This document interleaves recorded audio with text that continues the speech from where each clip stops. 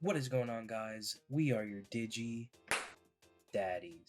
and today the gang and I are going to go over our favorite BT7 decks that will be releasing March 4th. Next Adventure introduces hybrids for every color that's out there right now, so there's going to be a lot of interesting decks. Let's get into my two decks that I'm excited to play. I don't know about you.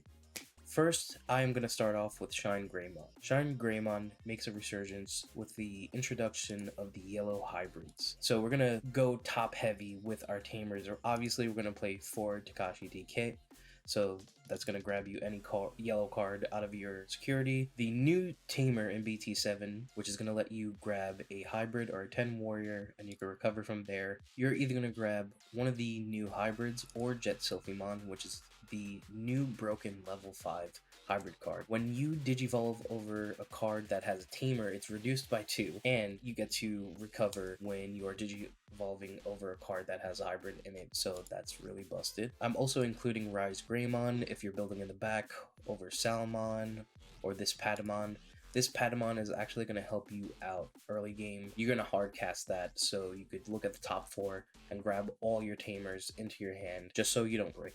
Obviously, we're running 4 Pokemon that lets you grab a hybrid or another Tamer card for consistency purposes, and when you digivolve over a Tamer, you're gaining 2 memory. So essentially, you're evolving Kazemon for free, you're evolving Zeph for 1. We're running 4 Shine Greymon, and as a big beater finisher, we're running 2 Susanamon, so we can grab our hybrids and evolve over a Tamer and do dirty things. Unfortunately, we got hit in the most recent limited banned list with Reinforcing Memory Boost, so we're only going to play the 1 Reinforcing Memory Boost and 1 Yellow Memory Boost just to grab cards for consistency purposes. Because we're playing a low count of level 3s, we're going to add 3 Wyron's Breath for security purposes and to delete big boys on the field. And that pretty much is it. So we are going to go into my second deck. And here is my second deck that I am excited to play in the BT7 meta. It is Beelstarmon. Beelstarmon was really good with 3 Musketeers, but now with the inclusion of Eismon to really boost the graveyard with all your level 7 option cards is insane. For our level 3s, we're running a 4/4 count of the Gobblemon, so we can evolve into the Eismon and swing, delete, do all our drawings and discards. We're also running 4 Ginkakumon Promote since it has Rush, and later on when we get into Beelstarmon and play it, we can pretty much aggro people out by playing the Ginkakumon Promote. We are also playing 3 Labramon to help us drop cards from our hand quickly and draw. 2 Gazemon just in case of blue, since blue hybrid is still going to be a threat. Despite Ice Wall being hit, you're still gonna get caught by Hammer Spark. 1 Impmon just as a safety net or late game when you want to grab back a Beelstarmon. I am testing out Choose Zwart Defeat. I may swap this out with a regular Zwart so I can play cards from the grave. It's not a bad option to evolve for 3, deleting one of your opponent's Tamers, and then the on-deletion effect to Kamikaze, just in case. We're running 2 Analog Youth for consistency for adding cards into the drop, 2 mats to grab cards back and not to get choked as much. And for our level 7 option cards, we're running 3 Fly Bullet, we're running 3 Nailbone to grab back our Eismons and to grab back Ginkaku Promote. We are also playing 2 Trump Swords just for level 7 consistencies. I don't know if I said 2 Happy Fly Bullet, but yeah, we're adding that. 2 Calling from the Darkness. So this card is incredibly broken because you delete one of your Digimon and you return 2 purple Digimon cards from your trash. So you're essentially grabbing back a Beelstarmon, you could grab back a Ginkaku Promote. There are a lot of cards you could grab back. You could grab back Labramon, Impmon to go in, grab another Beelstarmon. So the advantage of just a 1 card is crazy. We're also running 2 Deathclaw just to board control early on, just in case, and to delete our Eismon so we can get the big boy Eismon. So those are my 2 decks for the BT7 meta. I will pass you on to our handsome boy, CeeLo. Hey guys, thank you for tuning in. CeeLo here of the Digi Digi-daddies. And today I'm going to take you through 2 deck lists that I worked on and have not tested or perfected, adjusted yet. But it's 2 lists I want to start with for the new BT7 set that comes out in March. So as you see on the screen, this is the first one. This is my take on the blue hybrid archetype that comes out, aka Aaron the Big Blue House, because this little dude that goes in this angry axe murderer over here. Essentially what this deck does is it capitalizes on new hybrids that come out in the next set and has a lot of defensive tools with Korikakuman, Axe Bear, with his ability on top of Tommy, removes 3 Digivolution sources on play, and then they essentially freeze Digimon so they can't attack or block until the end of your opponent's next turn. So basically it's a Tamer and a body on a Howling Memory boost minus the 2 additional memory. Pokemon, who's probably going to be popular across many decks due to his ability to grab hybrids and Tamers, as well as A10 warriors, who are essentially the big boss monsters of this set.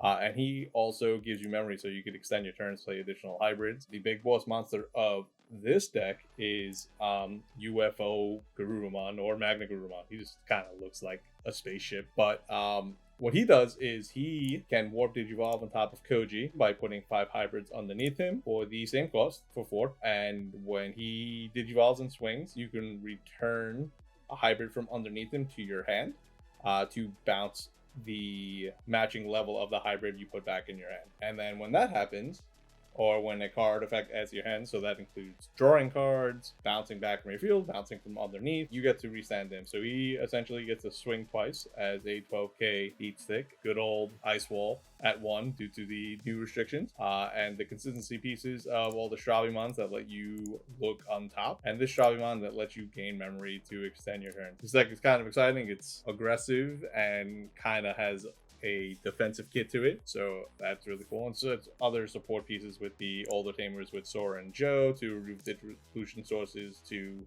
be able to activate Korikakumon and Howling Memory Boost ability to stop this little bear. It's kind of cute. Not sure what this headband is. He probably works at Build-A-Bear, but he trashes Digivolution source when he gets played. He's just a sideways evolution and has jamming, so he's a good aggressive tool. He's a cheap 6k at a level 4 just to fill out the champions of this deck. But yeah, this blue deck is kind of cool, and I'm gonna go to the next list, and there is X Antibody with this big Godzilla guy, Mecha Godzilla, aka Duragoromon. Essentially, the theme of this deck is you load up his Digivolution sources with his ability and the other abilities of the Dorugoromon line with Dorugamon and Dorugreymon. This is the one that you can't gain memory from, the additional one from Marcus and those other effects, in case anyone wanted to know. He's finally here. And he deletes things equal to his play cost. The amount of Digivolution sources equal to the play cost of the deleted Digimon. So if you have 5 under here, he can delete 5 costs, and he deletes 2 on each swing. He also gets 1k for each source underneath him. And then you have support cards with the Doraemon Egg. When you add a card underneath, you draw a card. There's Doraemon, who gains memory when you add. And then just neat inheritables like Gogmon, who gets 1000 DP. This black Gagumon, who, if it has reboot, it gets jamming. A reboot inheritable for Toyagumon. And then just good support cards that tie into it, like Final Supergon Punch. He gets very big, very fast, and that's basically how this deck kind of runs out. I did more studying on the blue one, so I don't really have much to say, but I will go in depth with both lists for you guys. But thank you for taking time to watch, like, subscribe, and on to the next Digi-Daddy. What's good, everybody? It's Mr. Game and Yes here. I want to share with you 2 decks from set 7 that I am personally excited for, and it's going to be very quick breakdowns. We're not going to waste a lot of your time, I promise. And it's going to be 2 different types of green decks. The first one is going to be green hybrids. It is probably the savior to keep green relevant. Thank God we got some green cards, right? So I'll just go over it very briefly. The most important card to the deck is probably going to be Bokomon, because it helps you sift through your deck, grab those hybrids, grab that JP, get him into your hand, and he gains you memory every time you did you over a Tamer with his effect. So you're plussing all over the board. I will briefly mention Nanemon, because I think it's a card that I'm going to try to test out that I think is going to be useful, but we're going to see. where it basically lets you, as long as you have a Tamer as a Digivolution source, if that hybrid was to die, put the Tamer back on board. That can be extremely useful in case you have to clutch, go into a Mimi, go out, swing, get some damage in, and now Mimi goes back and you're still good to go. Very useful card, and I'm going to try it out. Beetlemon is also going to be another way to sift through your deck to find your hybrids. When Digivolving, reveal top 5, grab a hybrid and a JP. More ways to grab our JPs. They are going to be the most important cards of this deck, while also being something that helps give us piercing and other types of effects that are going to be extremely useful to us. Metal Copper helps us suspend while also Digivolving over things and helping build stacks that maybe we weren't able to do with Nidhogg. Let's say we hard casted a Goblymon, went into a Beetlemon, now we go into Metal Copper, now we're back into threatening Nidhogg at all times. It's kind of very useful to be able to do that. One Argamon, the new Rhino Capaterimon, for those of you who haven't peeked at him yet. Also has a good effect to Digivolve over Tamers for 2. He is going to be free with our Pokemons out, and he's actually going to gain us a memory, which is going to be very, very good because JP gains us a memory whenever you Digivolve a hybrid over top of him. When attacking, if you have a hybrid or Insectoid, you may Digivolve into that card from a memory cost of 3. Another good way to help get our hybrids that cost 5 down to 3. It's going to be very useful for us and help reduce costs. Green's always been efficient at memory. That's what it does. It's what it always does. We download everything, Digisorption, we got it all. And speaking of Digisorption, segue, we have Argamon, which I think is going to be a very clutch card for this meta, because we're going to be able to suspend our opponent's Tamers and stop them from using Tamer lethal against us, which is something that's going to be very needed and very clutch for this meta. And the last thing you want to do is see every deck now has Lobomon for games, so like this will help stop that and help slow down aggression. And even like stop the mirror matches, because then Mimis won't be able to proc and suspend to get out those babies. So now we can rush them. And it only affects your opponent's Tamers. It does not affect yours. 2-cost evolution. What's not to like? Susanomon, boss monster, kind of like a one-of in case we see him. Flower Cannon is going to be our biggest defensive tool. Not many people are running blockers, so wiping a board of 5. Not wiping, but suspending a board of 5 is really nice. And then Ancient Evolution to help us jump into our Trojan Horsemon early if we need to, or jump into our Ancient Beetlemon, which will allow us to, as long as we delete something, trash security from our opponent. And if we got piercing on him too, we're doing 2 damage instead of 1. He's kind of a fake security +1. Honestly, security +1 is really all you need for a little bit of aggression. Just a very super quick rundown for JP. When Digivolving into a green Digimon, he reduces the cost by 1. Again, with Pokemon, gaining 1 memory. And then he gives piercing as an inheritable, which is something that, a very strong ability, very strong effect. And that's going to be it for the green hybrids. Next, we're going to quickly run down a deck that I have brewed myself, that I've tested with during set 6, and something that I'm excited to try out in set 7 because we get some pieces to make it more viable.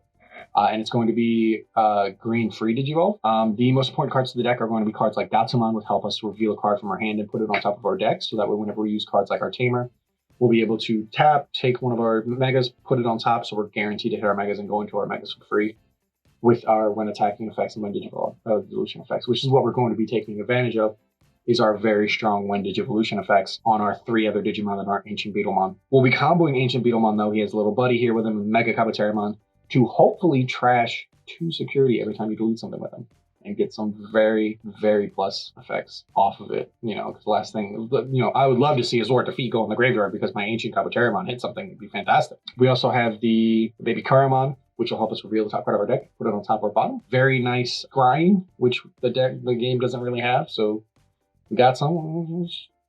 Scry a little bit. A little scry. He's definitely a good card. And yeah, that's essentially the idea behind the list. We use Mega Gargamon to help with our Wednesday Evolution, Nidhogg, everything. We got it all. All right, so that is going to be where I wrap it up. I'm going to pass you over to our red player here, who will run you down some pretty nifty decks.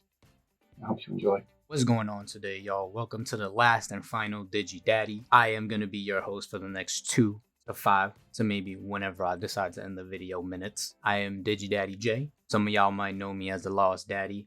Might not be on the content so much, for the page, but I'm going to pop in from time to time, give y'all a little special guest hello, and, get y'all to giggle a little bit here and there. Boom.